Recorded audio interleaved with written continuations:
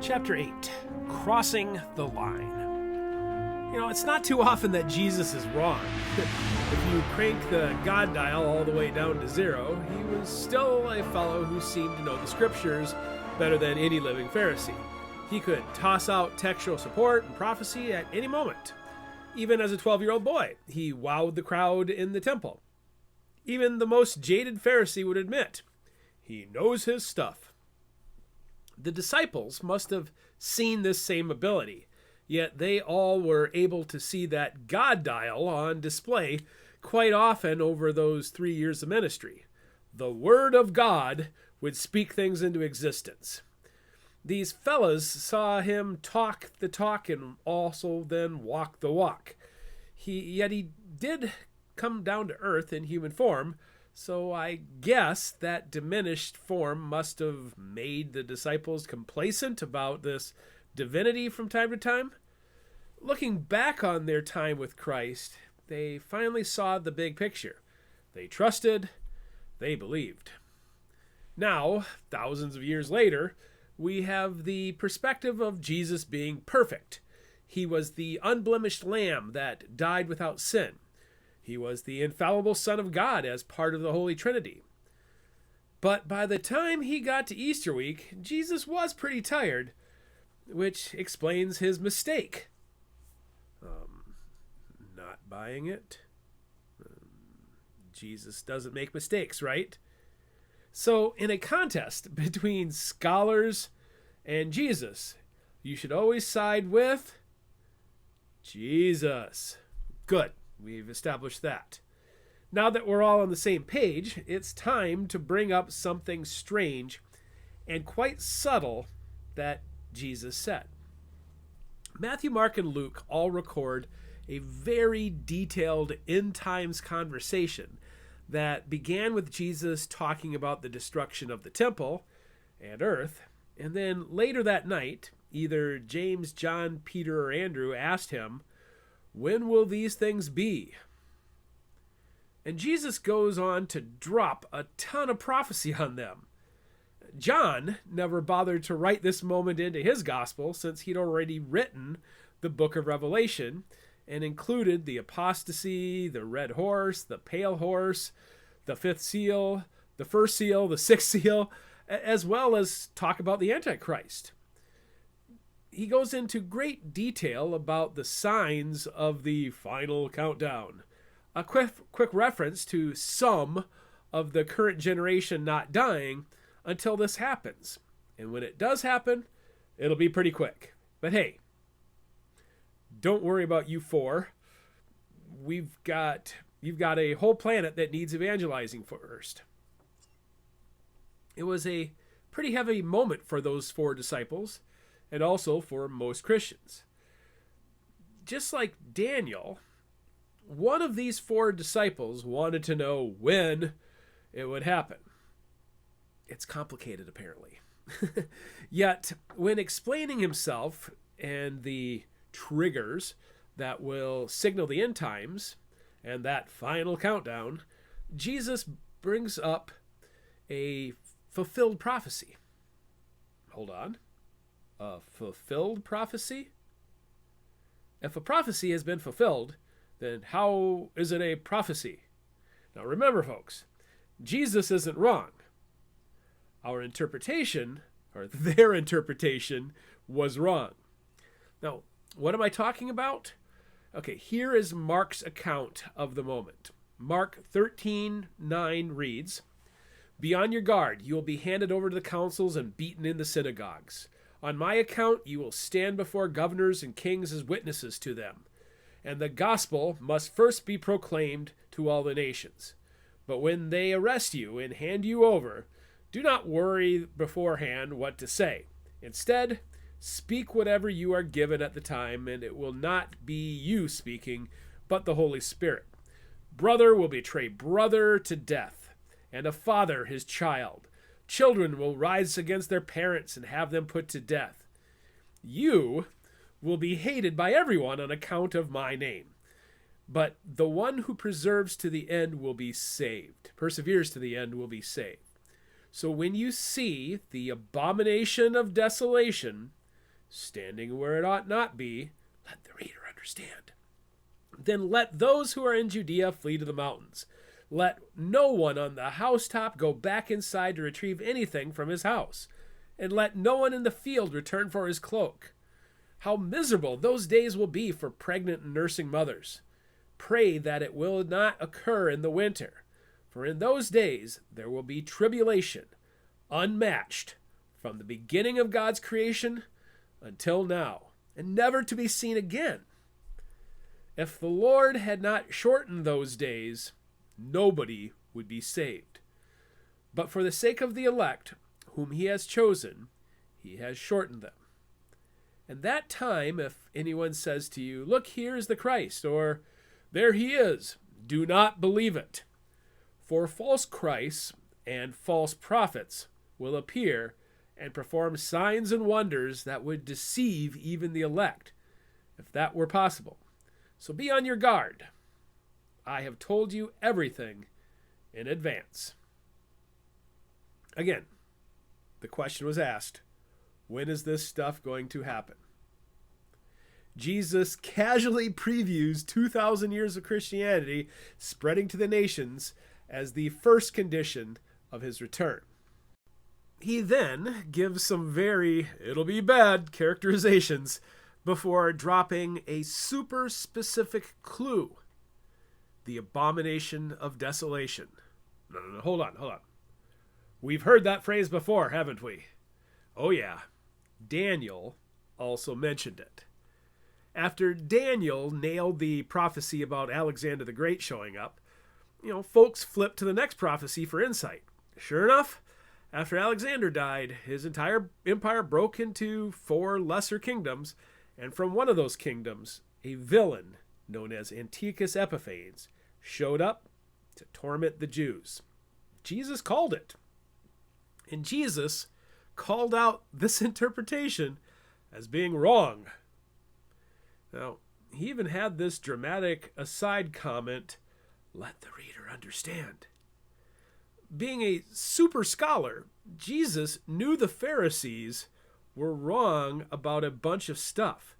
So when he's explaining the end times to his 4 guys, he brings up the abomination of desolation prophecy not as being a prophecy about Antiochus Epiphanes, but as a prophecy that will signal the end times arrival. Once again, so when you see the abomination of desolation standing, blah, blah, blah, that's our clue, folks. Hey, John, are you awake? Guess what? Jesus just gave us the clue about when the end times will start the final countdown. Let the reader understand. In a nutshell, Jews looked back at a great conflict between the Maccabees and the Assyrian king known as Antiochus Epiphanes and felt that he fulfilled Daniel's prophecy, which he did. But there were several prophecies. Remember Nebuchadnezzar's Frankenstein monster? Antiochus Epiphanes likely was part of that metal monster. Remember Daniel's vision about the 4 coming beasts? Antiochus Epiphanes likely was the bear with 3 ribs in his mouth. And the goat prophecy? Antiochus Epiphanes was almost certainly the little horn. The dude was evil. Heck, I'm writing this whole chapter about how he's one of the Antichrist heads. So he lit up that spiritual radar back in the day. But in the goat prophecy, there is a phrase that gets used 3 times in the book of Daniel. Here's the first. Daniel 8, verse 9. And out of one of them came forth a little horn, which waxed exceedingly great, toward the south, toward the east, and toward the pleasant land. And it waxed great even to the host of heaven.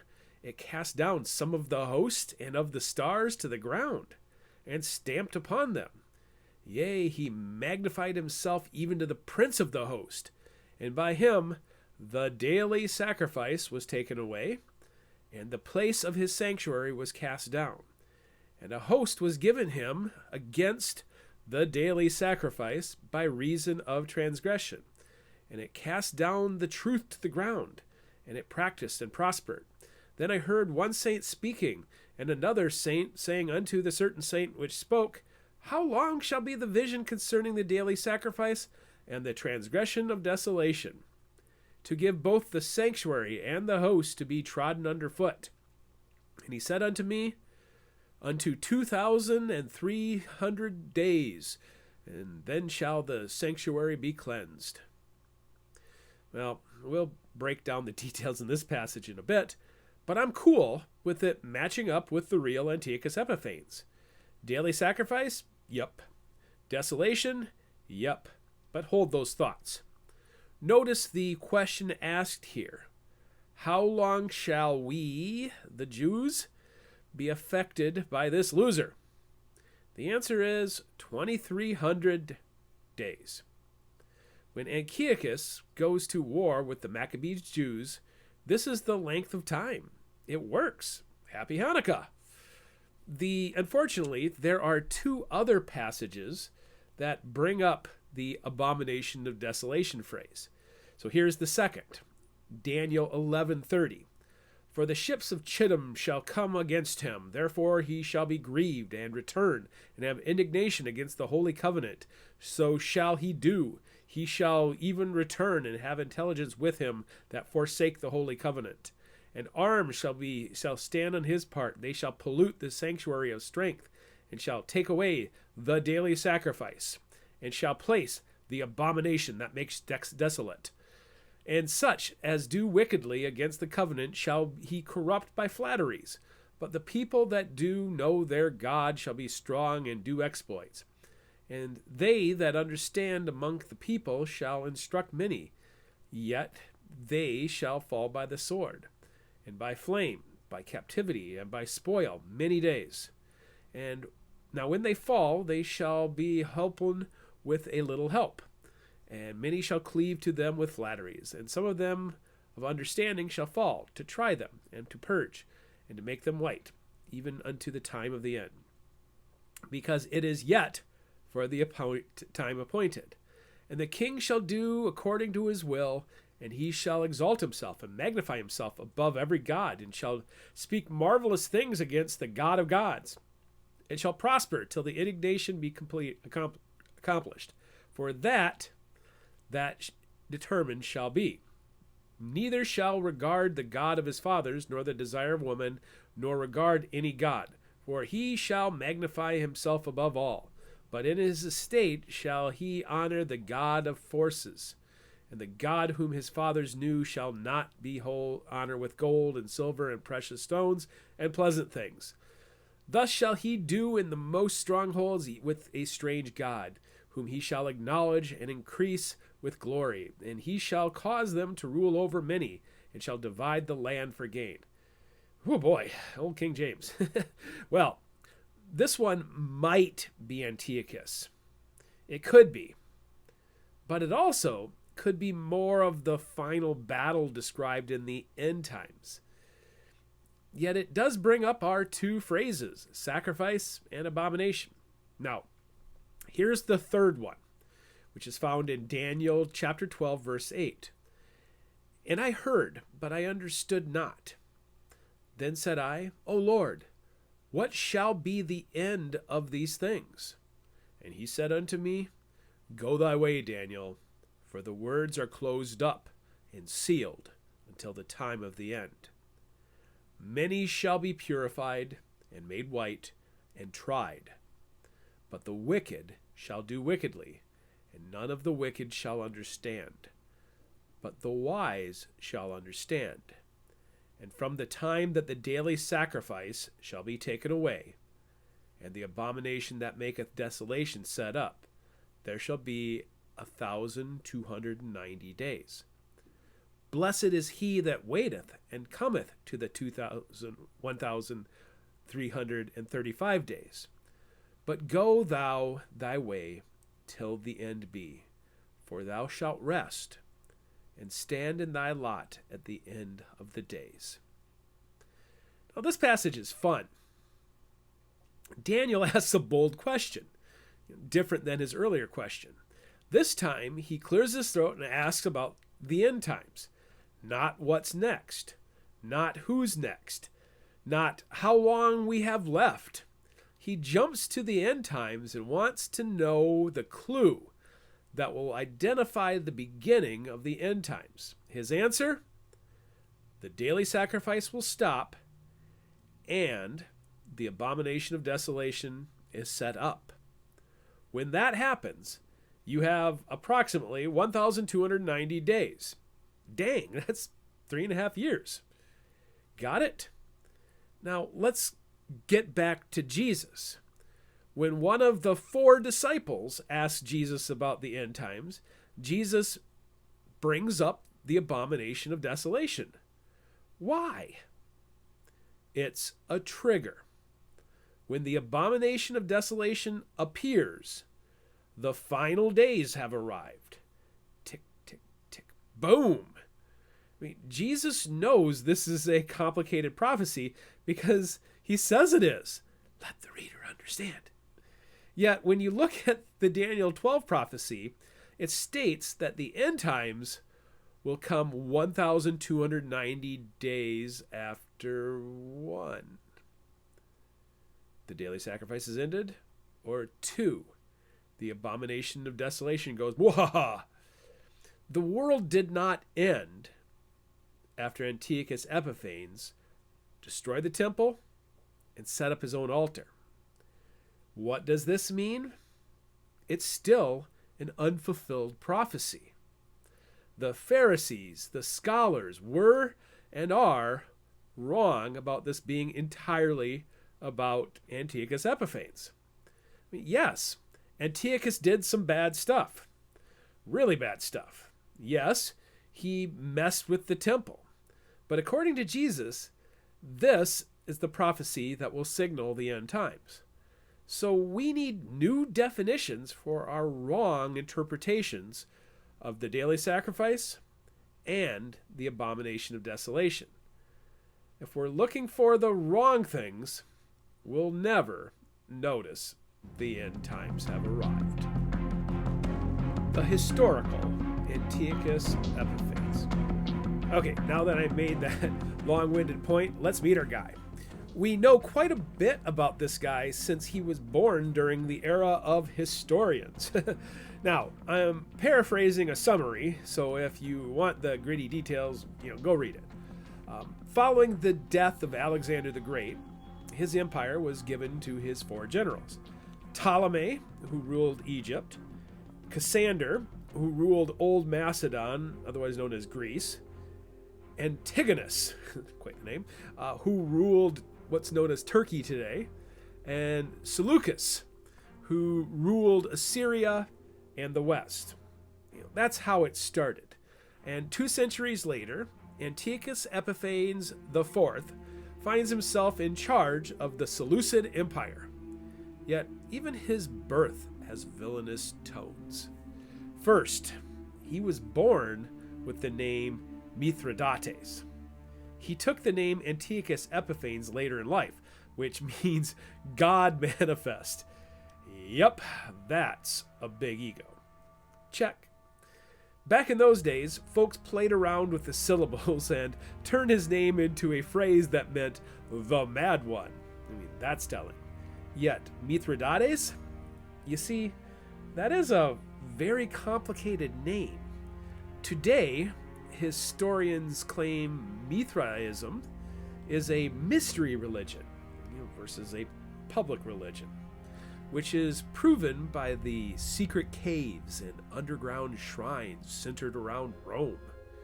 The Roman version of this mystery religion is often credited with the rites and levels of one of the first secret societies. Yet the origins of the religion have connections to Zoroastrianism. Remember Zoroaster? Yep.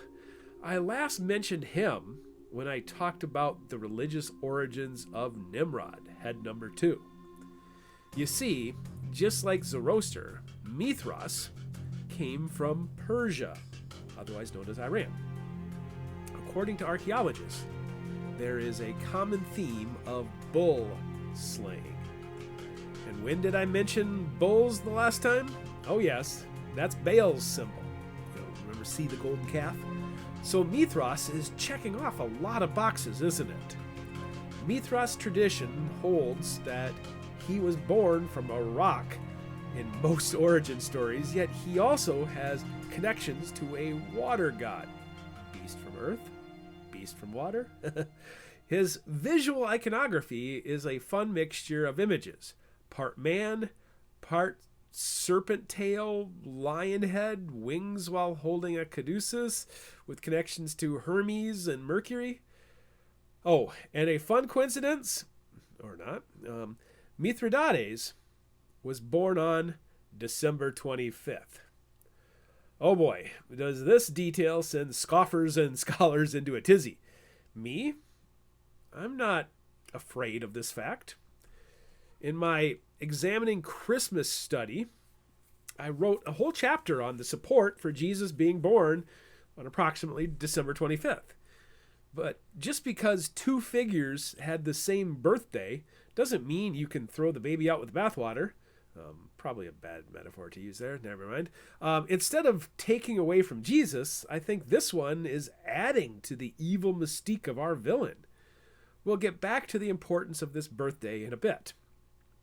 So after being born in 215 BC, little Mithridates officially became the king of the Seleucid kingdom at the age of 40 as Antiochus Epiphanes IV. He died in 164 BC. Anyways, early in his life, he was kept a political prisoner in Rome. Even though he was technically mad and saw himself as a god, historians record that he liked to hang out with the commoners.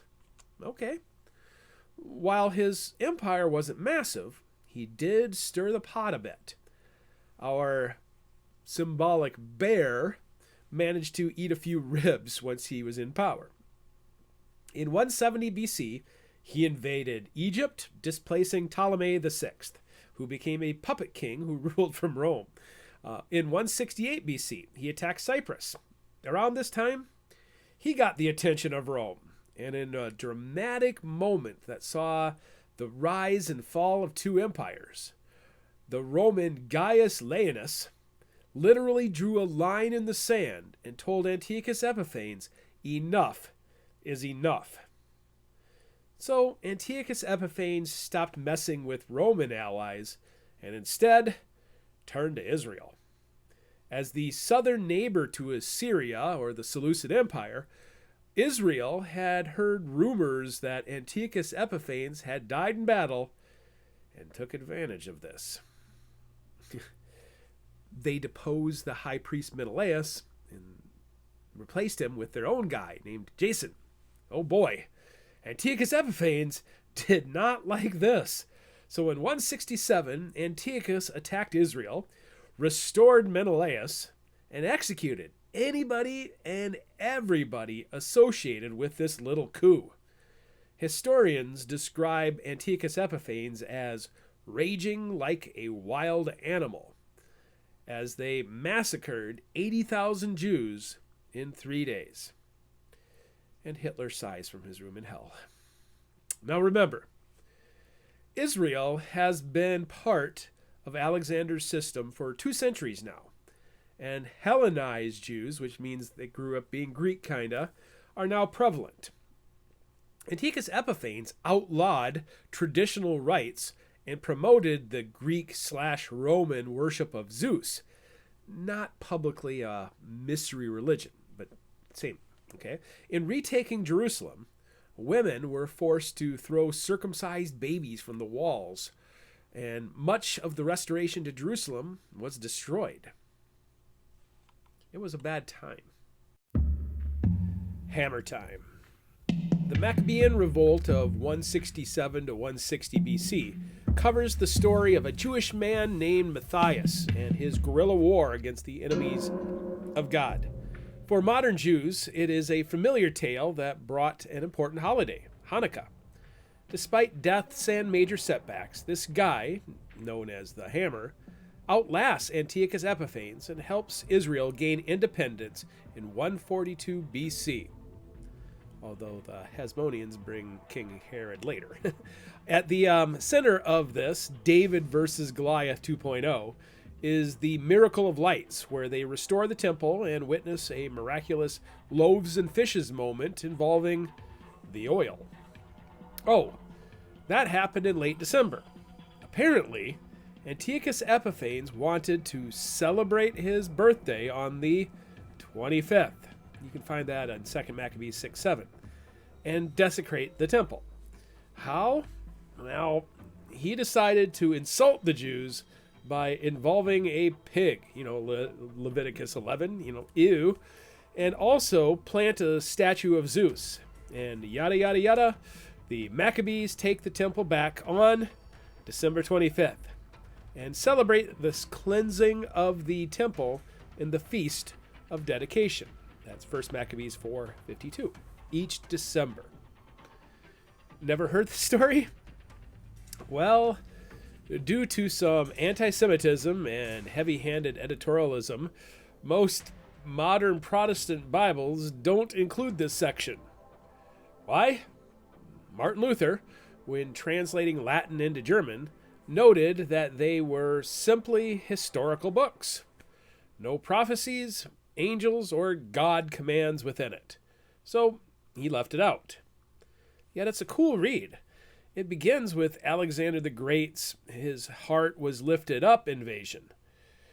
It records, battle by battle, details that are kind of boring.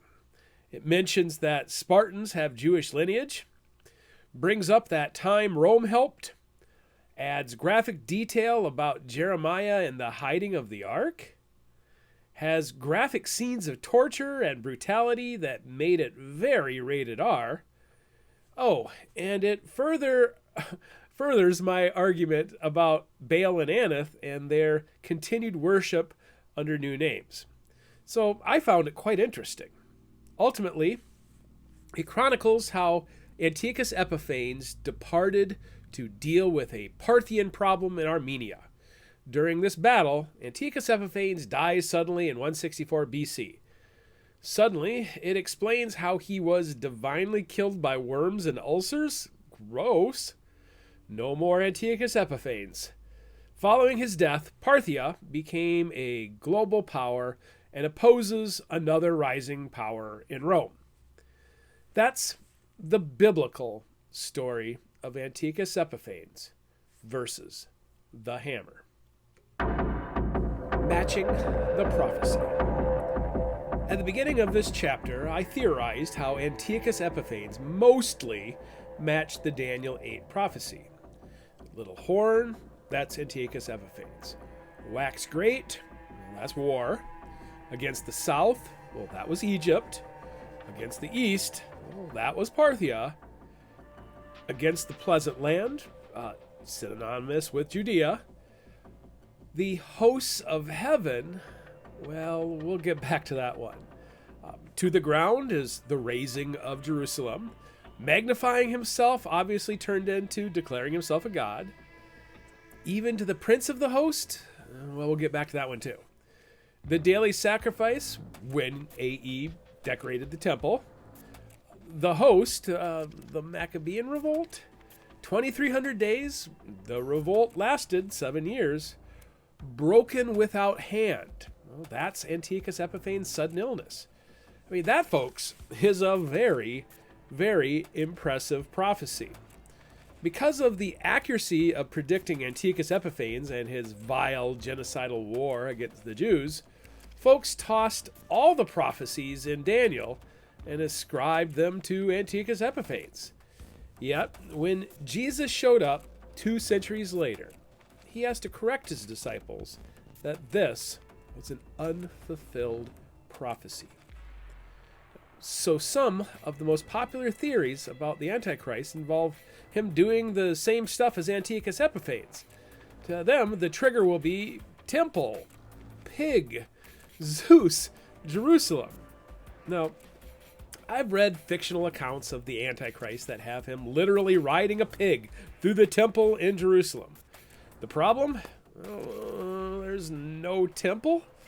So since 1948, when the word Palestine was erased from the map and replaced with Israel, American politicians have been doing all they can to help aid the Jews in rebuilding the temple. Yet to do that, they'll need to rid Israel of all the Muslims who rebuilt their own temple on the foundation of the old temple. Yet I think Jesus purposefully cautioned us and his disciples that the interpretation of this prophecy is a bit off. Remember, he established abomination of desolation and daily sacrifice as the two triggers that would count down the literal days to the end. The world will end in 1,290 days in Daniel 12. Yet, nothing happened. So, what does that mean? Redefining daily sacrifice. You know what they say about assumptions, right? From Judas Maccabeus to Judas Iscariot, most Jews ascribe the prophecies of Daniel to all fit Antiochus Epiphanes. Yet according to the wording, once the daily sacrifice was ended, the world was supposed to come to an end 1,290 days later. But the assumption was that the daily sacrifice was happening in the temple. There are a lot of ifs in this theory. If the abomination of desolation means A, Zeus, or B, pigs, maybe. If the temple is the one built by Solomon, oh wait, that got destroyed. If the temple is the one rebuilt by Nehemiah and company, oh wait, that kind of got destroyed too.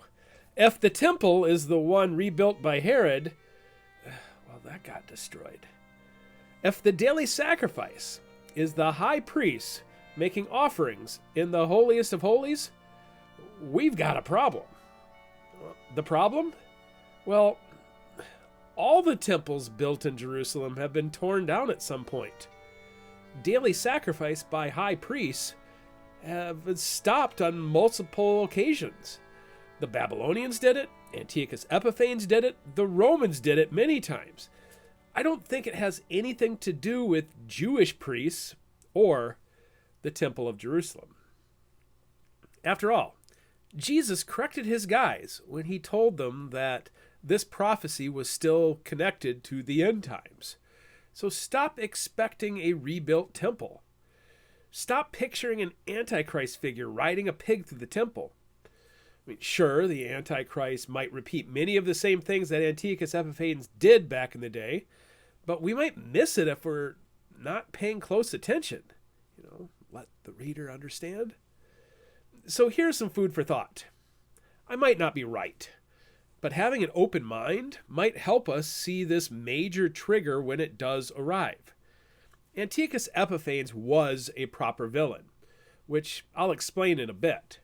So we might need to expand our definition of how grand the scale of villainy will be. Right on the heels of the sixth seal, which is the global catastrophe, which I think is a meteor strike, that causes widespread death and geographic destruction, the seventh seal sneaks right in. Nothing happens on earth, but look at what is described. So this is Revelation 8:1. When he had opened the seventh seal, there was silence in heaven about half the space of an hour. And I saw the seven angels which stood before God, and to them were given seven trumpets. And another angel came and stood at the altar, having a golden censer, and there was given unto him much incense, that he should offer it with the prayers of all the saints upon the golden altar which was before the throne. And the smoke of the incense, which came with the prayers of the saints, ascended up before God out of the angel's hand. And the angel took the censer and filled it with fire of the altar and cast it into the earth. And there were voices and thunderings and lightnings and an earthquake. Now, where is this taking place? In heaven. What is being described? An altar. Who is there? An angel that's acting like a high priest? And what is this figure doing? Putting incense into a golden censer. And why is he doing this? It's an offering. And how does it end? The offering and the mechanism to do another offering is thrown to earth. So do you see it? This is the real daily sacrifice. The seventh seal is one of the triggers. Right after the great day of tribulation, the antichrist shows up. Start the clock. He shows up on earth while up in heaven, the daily sacrifice ends. That's when Daniel's clock can really start. Daily sacrifice on earth has been stopped by Satan and company many times. Yet in this temple, in heaven, the mysterious high priest angel continues to make an offering. At the end of the routine, he tosses the golden censer to earth, which means that for the next 1,290 days, there will be no sacrifices made in heaven. That's what Daniel is talking about. I'd even offer speculation about this mysterious priest. Check out Melchizedek. Don't let poor interpretations of Genesis 14 fool you. Melchizedek was not some local dude. He was heaven's high priest who came down to bless and sanctify Abraham with the Holy Eucharist. That's priestly stuff. Abraham seemed to understand and offer tithes. Still not buying it? You don't want Melchizedek to be this significant? Well, check out Hebrews 7:1. For this Melchizedek, king of Salem, priest of the Most High God, who met Abraham returning from the slaughter of the kings and blessed him, to whom also Abraham gave a tenth part of all, first being by interpretation king of righteousness, and after that also king of Salem, which is king of peace, without father, without mother, without descent, having neither beginning of days nor end of life, but made like unto the Son of God, abideth a priest continually. Priest of the Most High God, King of peace and righteousness, divinely made, because without father or without mother, how else were you made? Not human, likely, but it says without descent. He's some sort of immortal when it says nor end of life, and there's more immortal stuff when it says no beginning and no end. Divinely made, and then it compares him to the Son of God, and it says continually he'll be a high priest, which is where I'm getting the daily sacrifice concept. So my theory is that Melchizedek hangs out in the temple of heaven, makes his daily sacrifice, pops down to earth on occasion like he did with Abraham and others, maybe Jacob, I don't know. And following the sixth seal, this eternal priest stops the daily sacrifice and triggers the end times and the cosmic showdown. The only reason we get all that information dropped about Melchizedek is that Jesus is going to replace this guy as our righteous high priest. Jesus gave himself as a sacrifice long ago. And once Melchizedek tosses his golden censer to earth, it signals how Jesus will sit on earth with us rather than needing a heavenly daily sacrifice. How cool is that? Or I suppose you could let it be a pig. An image of the beast. If our interpretation of daily sacrifice is a bit off, then perhaps our interpretation of abomination of desolation is also a bit off. Again, the historical accounts of Antiochus Epiphanes lean toward the offense being swine-related or including a shrine to Zeus. Okay. In the grand scheme of things, the pig seems silly And the shrine seems to already be happening, with the Temple Mount being a much more extreme version of an old statue.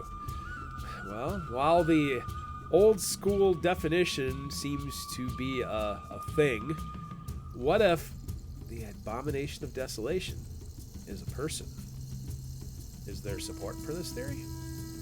Well, both Matthew and Mark's translation use modern English words that become personification when it mentions the abomination of desolation standing where it should not be. Standing? Standing. So a person, the Antichrist, will stand where it should not be. If it's not in a rebuilt temple, then where else could the Antichrist be standing? Why is it an abomination? The Antichrist stands in Jerusalem, which is a holy place. The Antichrist of the seven stands upon the earth. My theory is that the Antichrist is a genetic Frankenstein of sorts. Like Nebuchadnezzar's nightmare, this figure will be engineered and made up of the 7 worst villains in human history. Is there revelation support for this? Sure is. The prophet, and we'll get to him much later, decides that they should make an image to the beast which had the swooned by a sword and did live. An image? I mean, the simplest way to picture this would be a statue, yawn. Yet making an image of something with genetics is cloning.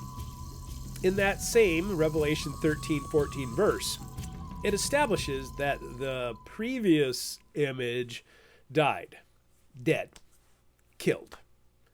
While there certainly could be a bit of resurrection, the more impressive feat would be to clone someone who's been dead for centuries and bring them back to life, Jurassic Park style.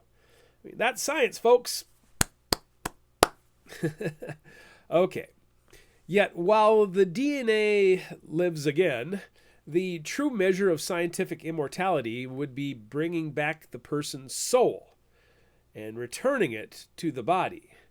If you could rebuild a body and then also bring back consciousness, that'd be super impressive. So let's look at what Revelation 13:15 says. He had the power to give life unto the image of the beast, that the image of the beast should both speak and cause that as many as would not worship the image of the beast should be killed. Give life? Yep, the prophet somehow brings back the speaking part of a clone. This isn't some statue with a walkie-talkie built in. I mean, this act will make people marvel, not chuckle. This act ends the need to fear God. Why? Clone a person and bring back their soul. Done. So the abomination of desolation might simply mean that the prophet alakazams the consciousness of the 7 into this genetically engineered body. Once the clone breathes life and speaks, the clock starts, since it's an abomination. It's an epic theory, huh? Well, I'd also like to explore another option that could go along with my clone theory. In 1 Maccabees 1:43, which describes Antiochus Epiphanes, it says, "Yea, many also of the Israelites consented to his religion, and sacrificed unto idols, and profaned the Sabbath." I'm not backtracking. Antiochus Epiphanes did the pig Zeus profaning, but notice that Antiochus Epiphanes had a specific religion. So I did a little reading, and the footnote said Baal Shaman was his religion.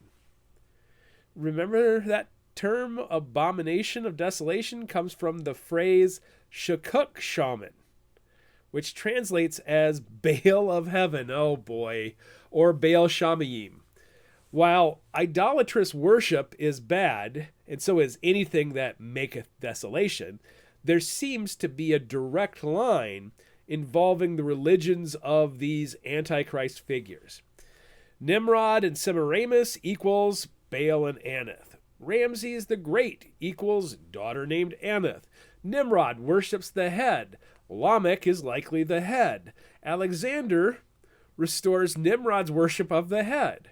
Nimrod has roots to Zoroaster. Antiochus Epiphanes' symbolism is Zoroaster. Round and round it goes. So let's just speculate that Antiochus Epiphanes' religion was a legitimate thread. What would it cause him to do if it's old enough to go all the way back to Lamech? Dark sentences. I saved the best for last, I hope. Both Antiochus Epiphanes' life and death had a touch of the supernatural.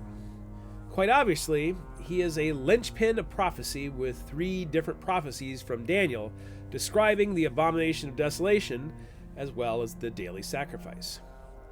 While Daniel 12 seems to be specifically given for the end times, and Daniel 11 being so vaguely written that it could be both BC and AD. I'm not sure about that one.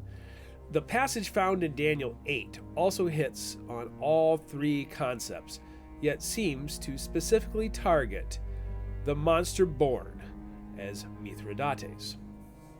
Why the 3 passages?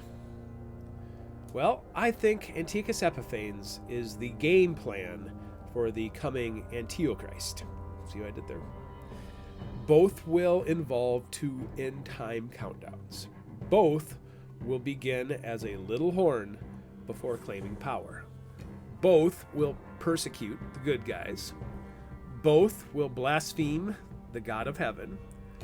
Both will use false peace to achieve their aims. Both will mock and or violate the sanctity of worship. Both will have connections to a dark religion and or figure. Both will die through divine retribution. Both will conclude with divine deliverance. So there is a lot that can be learned while studying this little horn known as Antiochus Epiphanes. While all the stuff above are widely known about Antiochus Epiphanes, there are some very curious phrases that make it seem like this guy was way more of a threat than the silly pig Zeus incident. Ponder this. How could a villain destroy the earth? Dr. Evil came up with his laser plan. Thanos collected the Infinity Stones. Henry Ford invented combustion engine to create global warming and to melt the Earth's polar caps. Darn corporate news. Anyway, sorry about that one. All teasing aside, I think I see a plan devised by Antiochus Epiphanes. Now, not having been around, I'm not really sure how any of it worked, but the text seems to imply he had a very audacious plan, attacking heaven. Remember, he's not the first to attempt this. Head number 2, Nimrod, built a tower, not just as a flood insurance policy, but also to avenge himself on God. Remember that? Had the passive-aggressive language reset button not been hit, he likely would have followed through with his plan. Learning from the mistakes of his predecessors, Antiochus Epiphanes likely dedicated his black heart to the study of the black arts. Unlike Nimrod, who wanted to war against God himself, Antiochus Epiphanes had a very subtle plan. As soon as Daniel put his chapter 12 to paper, the prophecy for the end times was cemented.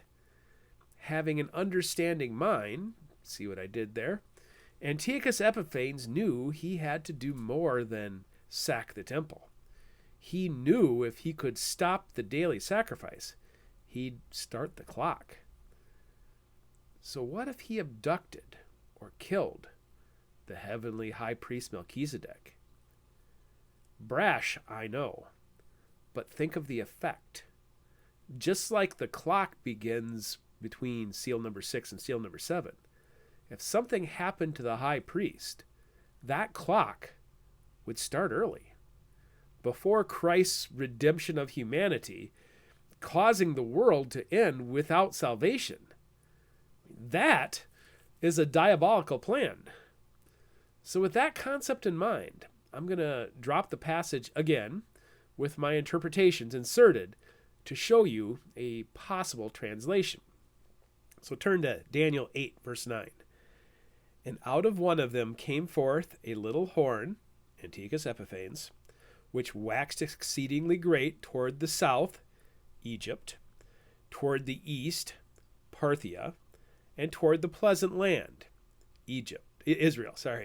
And when it waxed great, even to the host of heaven, angels in company, and it cast down some of the host and of the stars to the ground. Holy cow, did Antiochus Epiphanes defeat angels? And stamping on them, how did he defeat them? Yea, he magnified himself even to the prince of the host. Who was that? Michael, Satan, pre-incarnate Jesus? And by him the daily sacrifice was taken away, but not ended, transferred, hidden, taken from Jerusalem to heaven. And the place of his sanctuary was cast down, the Jerusalem temple. And a host was given to him against the daily sacrifice by reason of transgression. So does that mean dark allies were given to him? Fallen angels? Demons? And it cast down the truth to the ground, and it practiced, and it prospered. So Antiochus Epiphanes was winning. Then I heard one saint speaking, and another said unto another certain saint which spake, How long shall the vision concerning the daily sacrifice and the transgression of desolation, to give both the sanctuary and the host to be trodden under foot? Some of the prophets or angels were getting nervous. And he said unto me, Unto 2,300 days, then shall the sanctuary be cleansed. Literally, the Maccabean War prophecy. Wow. A bit later, Gabriel adds a little bit more to the prophecy with some exclamations. So we're at 823. And in the latter time of their kingdom, when the transgressors are come to the full, a king of fierce countenance and understanding dark sentences shall stand up. Does dark sentences equal black magic? How does Antiochus Epiphanes wage war against heaven? And his power shall be mighty, but not by his own power.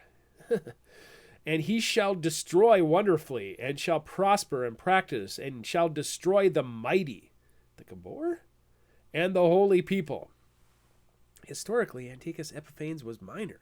Spiritually, he might have been the greatest threat. No Jews equals no Jesus, no prophecy, no salvation. And through his policy also he shall cause craft to prosper in his hand, and he shall magnify himself in his heart, and by peace shall destroy many. And he shall also stand up against the prince of princes, but he shall be broken without hand. The prince of princes? The prince of the host? All right, so let's dive into that last phrase. The prince of princes could mean a few different things. Remember, Melchizedek is introduced with the title Prince of Peace and Prince of Righteousness, so he is a candidate to be either this Prince of Princes or even the Prince of the Host, or none of the above.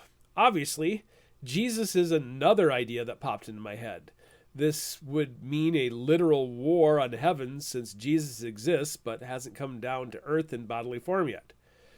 The third option is that this is referencing Michael the archangel. Again, Antiochus Epiphanes wages war but fails.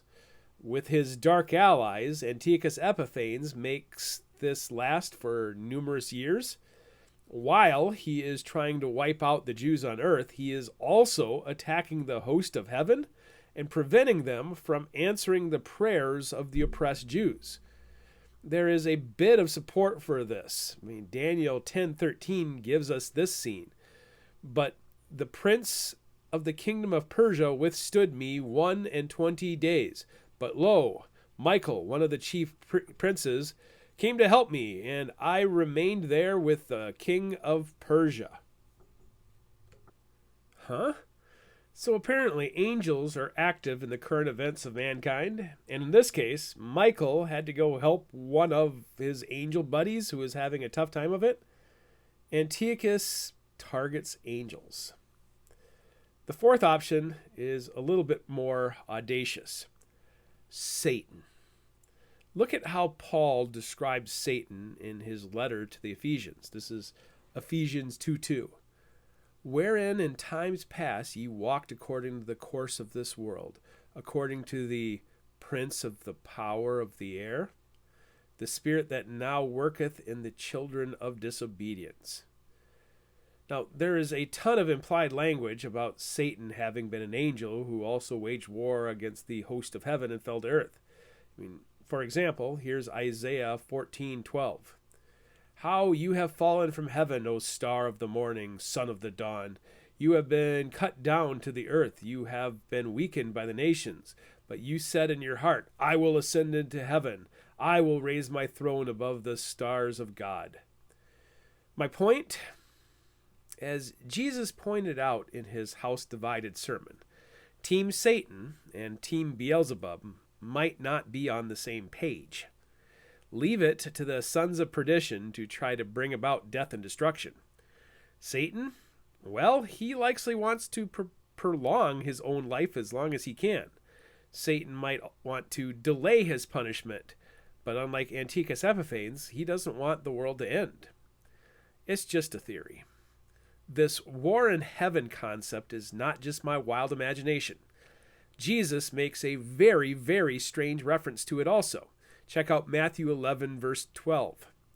And from the days of John the Baptist until now, the kingdom of heaven suffers violence, and the violent take it by force. For all the prophets and the law prophesied unto John. And if he will receive it, this is Elijah, which was for to come. He that hath ears to hear, let him hear. Oh, there Jesus goes again in verse 15. This one is a hard one to understand. LOL.